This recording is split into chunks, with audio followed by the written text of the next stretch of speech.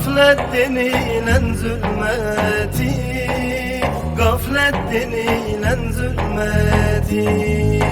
Yazık ettin, yazık ettin, yıllarına yazık ettin. Ömrün senle vedalaşır, sermayene yazık ettin. Yazık ettin, yazık ettin, yıllarına yazık ettin.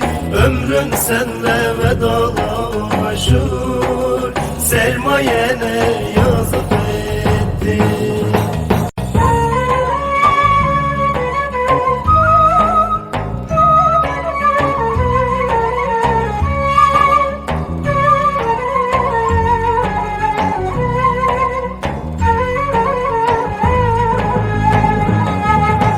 Kabre girer gelir azap, anlarsın ki halin harap. Nasip olmaz sana cevap, yıllarına yazık ettin, yıllarına yazık ettin. Yazık ettin, yazık ettin, yıllarına yazık ettin. Ömrün senle vedalaşır, sermayene yazık ettin. Yazık ettin, yazık ettin, yıllarına yazık ettin. Ömrün senle vedalaşır, sermayene yazık ettin.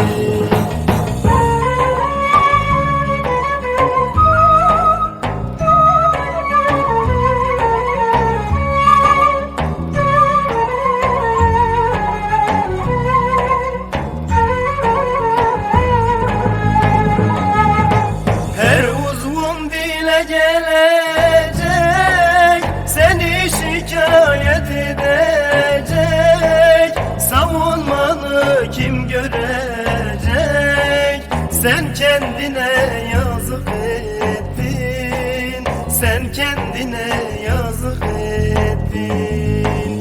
Yazık ettin, yazık ettin, yıllarına yazık ettin. Ömrün senle vedalaşır, sermayene yazık ettin.